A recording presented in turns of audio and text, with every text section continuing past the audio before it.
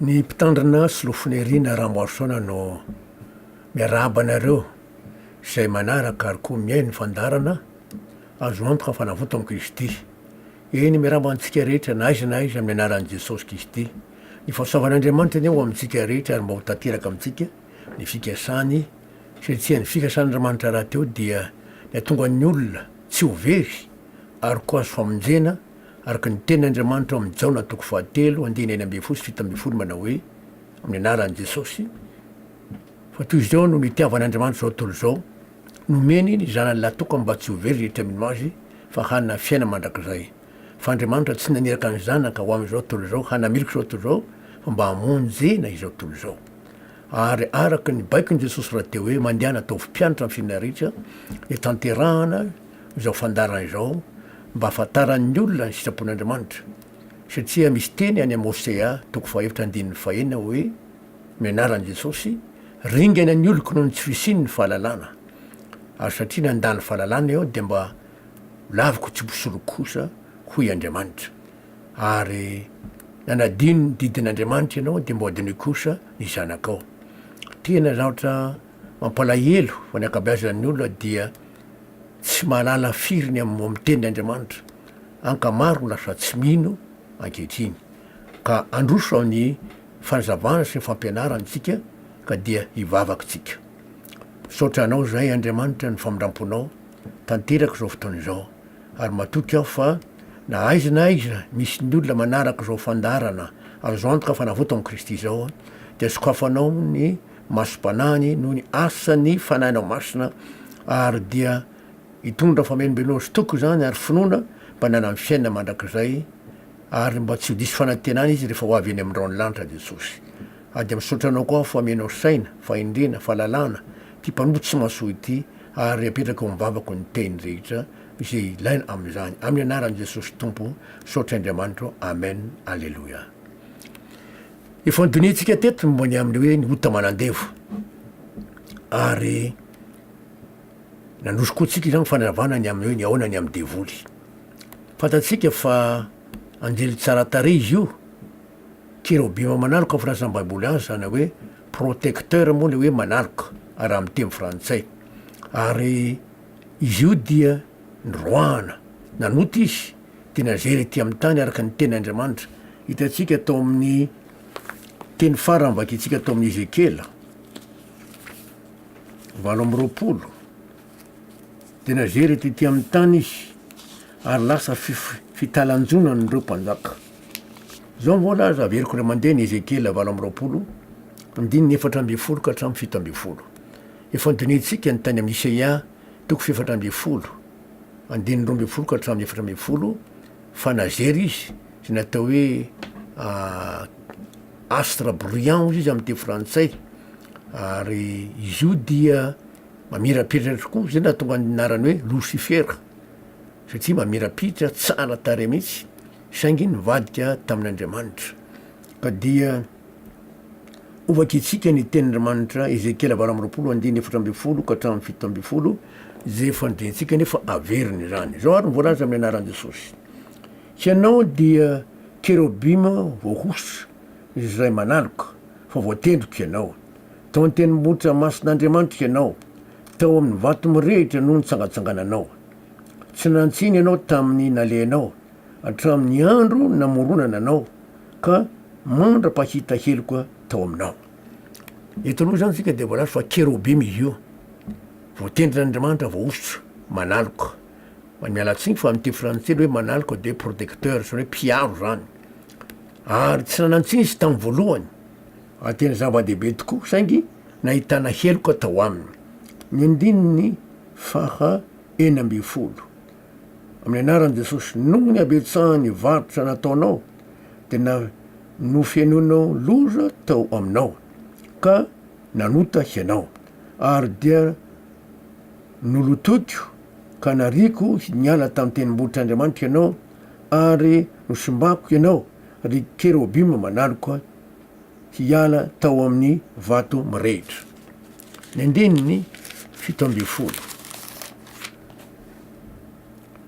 Niavonavona ny fonao noho ny atsarany tarehinao efa nahasimba ny fahendrenao mba mifamirapiratanaok ianao nazerako eny amin'ny tany ianao sady natotro ho fitilanjonan'ireo mpanjaka tena tsaratarety koa ty Kerobima manaloko ity voatendrin'Andriamanitra voaositra saingy raha dinitsika ny andinin'ny fahafolo hoe noho ny abetsahany varotra nataonao de no fenonao loza tao aminao ka nanoty ianao adia nolotoko ka nariko niala tamin'ny tenimbohitra n'Andriamanitra ianao nosombako ianao ry Kerobima manaloka hiala teo amin'ny vato mirehitra nisorona niala tao amin'ny tenimbohitra mas'Andriamanitra izy tsy afaka tao amin'ny ary nasorona tao amin'ny vato mirehitra ihany koa eto misy milaza hoe noho ny abetsahany varotra nataonao dia nofenonao loza tao aminao raha ny dininy andiny fito amby folo dia ny atsara tareny satria voalany fa ny atsara tareny ny fahendreny famirapiratany dia natakalony avonavona tady hitovy amin'Andriamanitra izy araka ny tetsika tany amin'ny Isaia 4:12 zay tiako averina kely Isaia 4:12 any 9:12 ka hatramin'ny 4:12 amin'ny anaran'i Jesosy manao hoe Isaia 4:12 9:12 ka hatramin'ny 4:12 amin'ny anaran'i Jesosy endre latsaka avy tany an-danitra ianao ilay fitarikandro zanaky ny maraina voakapo ianjera amin'ny tany ianao ilay mpandripaka firenena arika ianao efa nanao anankampo hoe any an-danitra ny akarako ary ambony kitan'Andriamanitra no anandratsako ny seza fiandianako dia hipetraka eo an-tenimbohitra fivoriana any amparany avaratra aho hiakatra ho any ambony havoan'ny raonao ka ho tahaka ny avo indrindra eny nahita seza fiandian'Andriamanitra tery atapon'ny tenimbohitra amin'ny avaratra ambony raony izy dia nitsiritiny io ka nitady hitovy amin'Andriamanitra izy natakalony araka ilay zao hoe nivarotra izy ny atsara tereny ny voninahiny toerana nisy azy dia natakalony avonavona zany hoe raha dinina le teny to amin'ny Ezekela 20:20 ary andininy 1:20 hoe amin'ny anaran'i Jesosy noho ny abetsahany varotra nataonao dia nofenoina loza tao aminao ty varotra ty zany dia mialatsiny amin'le teny frantsay hoe troc fanakalozana zany hoe ny atsara tereny ny fahendreny famirapiratany ny toerana nisy azy dia natakalony avonavona vokatry zavatra hoe dia nazery tety amin'ny tany izy voalaza teo amin'ny Isaia voambakitsika teo voalaza teo amin'ny Ezekela koa fa nazery tety amin'ny tany izy zay zany izy ahoana maro hoe nazery amin'ny tany ovakitsika ndray ny any amin'ny Petera ahoana maro ny tena fipetraka ty fanaratsy ity ary zao voalaza tamin'ny voalohany satria raha dinina io fivadian'ny Satana fikominy tamin'Andriamanitra io dia talohany namoronana ny tany sy masoandro mambolana ary nikitana ka nazera izy roana tsy ho any an-danitra tsony zao ary voalaza ao amin'ny Petera 2:2 Petera 2:2 amin'ny anaran'i Jesosy fa raha tsy navelan'Andriamanitra ny anjely fony nanota fa noroana ho any amin'ny helo ka natolony ho any an-davaka maisina mba ho tehirizina ho amin'ny fitsarana eto misy nyteny hoe raha tsy navelan'Andriamanitra ny anjely fo nanota fa noroana ho any amin'ny elo ka natolony ho any an-davaka maisina eto ny tena marina amin'ny teny frantsay dia tsy misy any hoe helo misy dikany mantsio fa nadika malagasy hoe helo ary tsara ovakitsika aloha fa amin'ny teny frantsay dia tsy misy an'io helo mihitsy fa ny teny malagasy zany nadika an'izay teny zany hoe helo ka dia ovakitsika i tenyandriamanitra io amin'ny teny frantsay. Premier épître, deuxième épître de Pierre, chapitre 2, verset 4. Deuxième épître de Pierre, chapitre 2, verset 4, nous lisons au nom de Jésus-Christ. Car si Dieu n'a pas épargné les anges qui ont péché, mais s'il les a précipités dans les abîmes de ténèbres et les réserve pour le jugement. Mazava tsara ny teny eto. Car si Dieu n'a pas épargné les anges qui ont péché, mais s'il les a précipités dans les abîmes de ténèbres. Nalefa tao amin'ny lavaka maisina. Teny malagasy tena siny hoe elo. Nahoana nasiny malagasy hoe elo? Toerana ratsy, maisina, izay toerana izay ka nataony hoe elo. Amin'ny Bible de Jérusalem dia nadikiny hoe Tartaros. Tartaros dia toerana misy ratsy, lavaka, ambany, maizina. Zay zany le hoe Tartaros amin'ny teny latiny izy hoe Tartaros io. Io zany nadika malagasy amin'ny teny hoe kelo.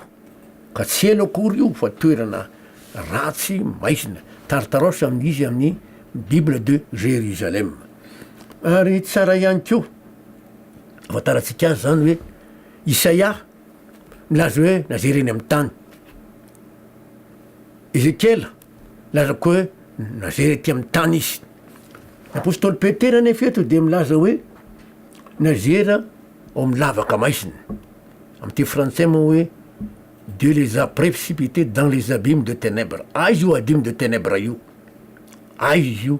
Satria talohany na ny tany, na ny moron'Andriamanitra ny tany no nroana tany an-danitra izy. Alohany afantarantsika an'izay dia vakitsika ny Romanina toko faefatra. Romanina toko faefatra ny andininy fito amby folo. Romanina toko faefatra ny andininy fito amby folo vakitsika aminaran'i Jesosy. Araky ny voasotra hoe nataoko horain'ny firenena maro ianao, Abrahama ny tiany resahana amin'izany, teo anatrehany zay ninony, dia Andriamanitra zay mamelona ny maty sy miantso ny tsy misy toy ny misy. Andriamanitra dia mamelona ny maty ary miantso ny tsy misy toy ny misy. Raha vakitsika io amin'ny teny frantsay, Romains chapitre 4 verset 17, dia hitantsika ny tena hevitra zany teny zany. Romains chapitre 4 verset 17, nous lisons au nom de Jésus-Christ. Je t'ai établi père d'un grand nombre de nations. Il s'agit ici de Abraham. Il est notre père devant celui auquel il a cru.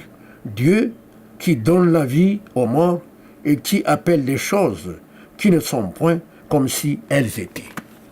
Dieu appelle les choses qui ne sont point comme si elles étaient.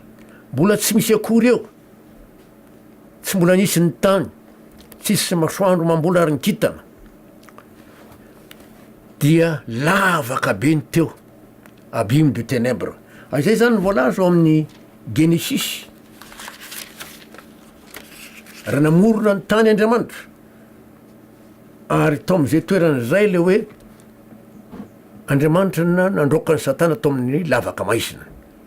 Dieu les a précipités dans les abîmes de ténèbres. Genesis toko voalohany, andiny voalohany sy ny faharoa. Genesis toko voalohany, andiny voalohany sy ny faharoa, amin'ny anaran'i Jesosy manao hoe tamin'ny voalohany Andriamanitra nahary lanitra sy ny tany. Tsy mbola nisy tany zany teo, fa nantazana avy any an-danitra ny toerana zay amoron'Andriamanitra ny tany, kitana masoandro mambolana. Dia hitantsika ny fanambarany eo amin'ny faharoa, ary ny tany dia tsy nisy endrika sady foana. Tsy mbola misy tany nefa lazain'Andriamanitra hoe tany. Ny tany dia tsy nisy endrika sady foana, ary aizy natambonin'ny lalina, ary fanan'Andriamanitra nanoa tambonin'ny rano.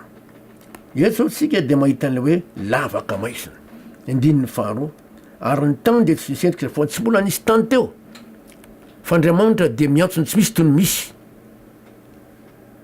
Dieu appelle les choses comme si elles étaient.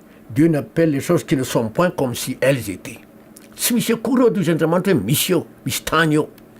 Tazana avy any an-danitra ty toerana hamoronan'Andriamanitra ny tany masoandro mambolana, dia lavaka maizina feno rano.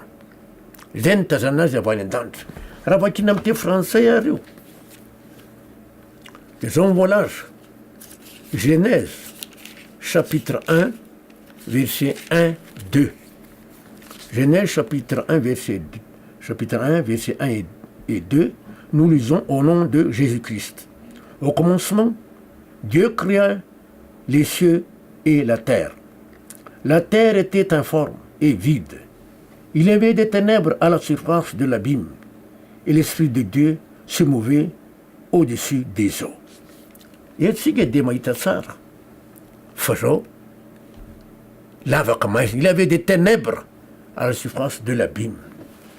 Mazava tsara ny teny ny andininy faharoa verset 2, la terre était informe et vide, il y avait des ténèbres à la surface de l'abîme, et l'Esprit de Dieu se mouvait au-dessus des eaux. Amin'ny lavaka maizina dia misy rano ihany koa, tazana avy any an-danitra zany ny toerana amoron'Andriamanitra ny tany, masoandro mamboly aran-kintana, lavaka maizina, abîme de ténèbres, feno rano. Ka nahoana ny nataon'Andriamanitra hoe tany io nefa tsy misy tany akory? Nahoana nataon'Andriamanitra hoe tany kanefa tsy misy tany akory eo? Zay le hoe Andriamanitra ny finoana.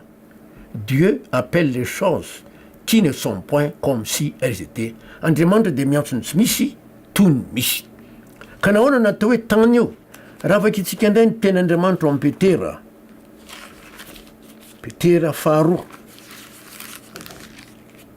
dia ahafantarana hoe tsy magaga Andriamanitra nanao ny toerana lavaka maizina hoe tany amin'Andriamanitra ny finoana azy. Petera faharoa toko fahatelo ary ny andininy fahadimy. Petera faharoa toko fahatelo andininy fahadimy amin'ny anaran'i Jesosy. Fa ninidy jambo ireo ka tsy mahalala fa nisy hatramin'ny ela ny lanitra, ary nisy tany koa izay niseho avy tamin'ny rano, sady rano no nanaovana azy tamin'ny tenin'Andriamanitra. Mazava tsara ny tenin'Andriamanitra eto fa nisy hatramin'ny ela ny lanitra ary nisy tany koa avy amin'ny rano, satria rano namoronana ny tany tamin'ny tenin'Andriamanitra. Mazava tsara io teny io mitapa amin'ny faharoa. Avelako vakina ny andininy fahadimy amin'ny Petera faharoa toko fahatelo andininy fahadimy amin'ny anaran'i Jesosy, fa ninidy jambo ireo ka tsy mahalala fa nisy hatramin'ny ela ny lanitra ary nisy tany koa izay niseho avy tamin'ny rano, sady rano no nanaovana azy tamin'ny tenin'Andriamanitra. Raha vakina amin'ny teny français dia tena mazava dia mazava tsara koa izany, satria tsara ho aho afantarantsika ny tena fisehoany ty devoly ity, satria noroana atao amin'ny lavaka maizina izy, ka ny toerana zay tsy mbola misy tany, tsy misy masoandro mambolona aran-kintana, dia toerana tazana avy any an-danitra lavaka be, maizina be, tsy mbola misy tany teo fa ranony teo sy maizina. Ka le rano zany a avy amin'io rano namoronana ny tany. Vakitsika amin'ny anaran'i Jesosy, Petera faharoa toko fahatelo ary ny andininy fahadimy. Deuxième épître de Pierre chapitre 3 verset 5. Deuxième épître de Pierre chapitre 3 verset 5, nous lisons au nom de Jésus-Christ. Ils veulent ignorer en effet que des choses existèrent autrefois par la parole de Dieu, de même qu'une terre tirée de l'eau est formée au moyen de l'eau. Zero tsara etsika fa dia mahita tsara fa hoe ny rany tany a dia foroana avy amin'ny tany dia foroana avy amin'ny rano. La terre qu'une terre tirée de l'eau est formée au moyen de l'eau. Hitatsika izany fa tena zava-dehibe mihitsy ty teny eto ty, fa ny tany dia avy amin'ny rano. Tena zava-dehibe zay a, ary tsy magaga zany raha ohatra ka ny tany tsika olombelona zany sola amin'ny rano. Ny 7 isanjato amin'ny olombelona dia rano, satria tany namorona anazy ny tany avy amy rano tsy magagaga fa rano nakabeazo amy fiainantsika zany beta moa mety hoe valopolo isanjato na sivifolo isanjato de tsy mahagaga zay zavatra zay zany ajanontsika eo ndresakiny to amin'io lavaka maizina fian'ny rano io zay nitazana vandanitra de nitoerana hamorona ny tany lanitra masoandro mambola ny kintana no nametrahan'Andriamanitra ny Satana amin'ny Andriamanitra io de fa tany satria le rano avy amin'io rano namorona ny tany de io ny ten'Andriamanitra hoe ary Andriamanitra zany a tamin'ny voalohany Andriamanitra nahary ny lanitra sy ny tany ary ny tany de tsy nisy endrika sady foana zay voalazan'ny ten'Andriamanitra ary ny aizina tambony lalina ten'Andriamanitra tany nisy Isaia zany ka tao milavaka io zao nefa ny zavatra andranka afaka miverina tany an-danitra ndray Satana nahoana izy no afaka miverina rehefa resy ny Adama resy Adama i Adama mpanjaka ny tany nataon'Andriamanitra mpanjaka ny tany Adama araka mbola aza ny Baiboly raha teo ka rehefa avy reo zanak'Andriamanitra iseho anatreany ave Andriamanitra de tokony ho any an-danitra i Adama ten'Andriamanitra eo amin'ny Joba zany satria rehefa ho avy reo zanak'Andriamanitra zany iseho anatreany ave de i Adama amy zanak'Andriamanitra azy raha tsy nanota izy dia tsy maintsy manaritra zany fivoriana any an-danitra izany saingy resy izy resy Satana de tsy afaka nakantsony fa Satana ny lasa ny solotoerana ny planeta tany fa kitsika inga ny Joba toko voalohany ary ny andininy enina sy ny fito Joba toko voalohany andininy enina sy ny fito amin'ny anaran'i Jesosy atamin'ny indray andro no ny avy reo zanak'Andriamanitra iseho teo anatreany ave de mba tonga teo koa Satana tafaharo taminy de hoy ave tamin'ny Satana avy taiza ianao de namaly any ave Satana ka nanao hoe avy nizahazaha teny amin'ny tany aho ka nivezivezy teny etsika zany de mahita zao rehefa resy Adama tsy afaka nakany an-danitra ntsony izy Satana lasa mpanjakany tany am'izany tsy maintsy misy olo-tena daoly ny planeta rehetra de ina ny zavatra nitranka rehefa tonga ny fotoana ivorindreo zanak'Andriamanitra iseho tena treany ave de Adama ny tokony hoany Satana no naka ny toerany lasa ny Satana zany ny toerany i Adama sy fendrenan'ny Satana de Adama mihitsy nalainy Satana tany de nanontany Andriamanitra tsy nandroaka azy Andriamanitra tsy nanameloko azy Andriamanitra tsy niteny tamin'Andriamanitra ina no alehanao aty satria ara-dalàna rariny naharesy any Adama noho zany a mpanjaka ny tany any Satana tamin'izay fotoana zay satria voalaza ny Baiboly fa izy mpanjaka n'izao tontolo zao mpanjaka n'izao famaizinany zao de naka ny toerany Adama izy avy taizanao ry Satana de nilaza izy hoe avy nizahazaha teny amin'ny tany ary nivezivezy teny ina ny hevitry zay tsisy ola mary reny ambony tany resiko avokoa ny olombelona rehetra koa raha ianao azo no tonga zanak'olona hamonjy zao tontolo zao ny tany de ho resiko koa ianao izay ny teny hevitry zany ary eo amin'ny Joba toko faharoa de misy filazana zany keo zay manam-pirofo fa misy fivoriana matetika zany any an-danitra any ho andreo zanak'Andriamanitra iseho anatreany Yahvé ary eto de manam-pirofo zao tsy mbola nanameloka ny Satana mihitsy Andriamanitra fa nyroana tany an-danitra fotsy izy tamin'ny voalohany kanefa afaka miverina izy no nafetseny naka ny toerany Adama Joba toko faharoa andininy voalohany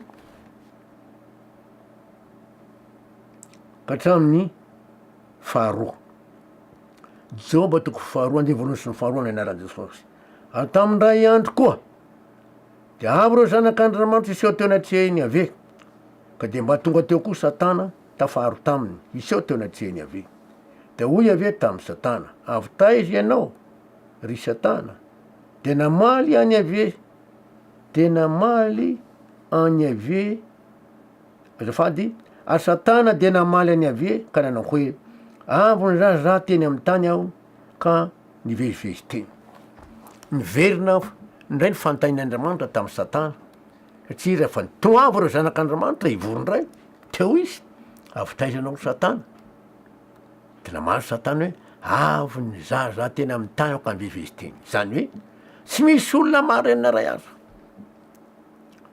ary resiko avokoa ny olona rehetrrehetra koa rainao azy zany tonga zanak'olona de tao fo resiko ianao mazava tsara eto zao Andriamanitra tsy mbola nanameloka ny satana fa mbola Andriamanitra mamindra fosy miantro io Andriamanitra io be famindram-po de meny fotoana ibebahana i satana fa satana ny tsy nety ary iny nataony satana tany hiampanga ny tiranak'olombelona araka ny voalaza ao amin'ny Zakaria de voalaza fa zao mpiampanga nataony Zakaria 3 andininy voalohany ka hatramin'ny 4 amin'ny anaran'i Jesosy. Zakaria 3 andininy voalohany ka hatramin'ny 4 amin'ny anaran'i Jesosy manao hoe dia naseho ahy ary dia naseho ny ahy fa indro Josaph sorona be nitsangana teo netrehan'ilay anjeliny ave ary satana nitsangana teo ankavanany ampangazy ary hoy ave tamin'ny satana hananitra anao anie ave ry satana eny ave zay nifidy any Jerosalema anie hananitra anao tsy forona no sorena tamin'ny afo ahy ty Josaph sorona be de ny akanjo maloto nanaton'Andriamanitra menatra fantatry satana nihevitra ny zavatra any tonga teo izy hiampanga any Josaph sorona be do Andriamanitra le anjeliny ave hananitra anao ny ave satana ao amin'ny andininy 7 ajo soa nitafy fitafiana maloto ary nitsangana teo anoloan'ilay anjely dia namaly ave ka nilaza tamin'izay nitsangana teo anoloany hoe esory aminy fitafiana maloto ary hoy koa izy taminy indro efa nesoriko ny helokao ary ampiakanjoko akanjo fiangona ianao so tsara eto fa Andriamanitra dia nanamarina any Josoa esorina ny akanjo maloto ny fahotan'ny heloko de napakanjony ny fahamarinana izy akanjo fiangona eto sika de zao satana de mipanga foana izay natongavany any an-danitra ary andro manalina voalaza ny apokalipsy vakitsika farany apokalipsy 12 satria ndroana fandroana izy zay mbola ho hitatsika nytony amin'ny manaraka apokalipsy 12 andininy 10 sy 1 apokalipsy 12 andininy 10 sy 1 amin'ny anaran'i Jesosy manao hoe fa nahare feo mahery avy tany an-danitra aho nanao hoe ankehitriny de tonga ny famonjena sy ny kery sy ny fanjak'Andriamanitsika ary ny fahefan'ny Kristiny satria nazera le mpiampanga ny rahalantsika de le miampanga azy eo anatr'Andriamanitra andro manalina ary izy ireo naharesy azy noho ny amin'ny ranjana koa sy ny teny filazana azy ary tsy nakama amin'ny ainy Jesosy na de ho faty azy satana de niampanga tranak'olombelona mandritra ny fotoana naharesy ny Adama ka mandra-panomboany an Jesosy teo amin'ny fijaliana niampanga foana izy ary de ho hitatsika ny toy amanaraka ho sao Andriamanitra hanampy antsika de mba zavatsika amin'ny teny zay nambara an'Andriamanitra mivoninahitra andrak'izay mifamindram-pony hivavaka tsika saotra anao zay Andriamanitra mifamindram-ponao saotra ny fanazavana zany mba afantaranay fa fihetsikao ty favalo idivana ity disy satana zany ary de misaotra anao fa efa tsy manana anjara hiampanganay ny an-danitra tsony izy fa nazera tety amin'ny tany araka ny teny vomivakina teo ka do anao ny dera anao misaotra mivoninahitra Andriamanitra ny anaran'i Jesosy saotra Andriamanitra amen alleluia veloma mandram-piona ho sao Andriamanitra amintsika rehetra amanaraka ny ray mitoy an'izany fanampianarana fanazavana zany momba ny amin'ny satana amen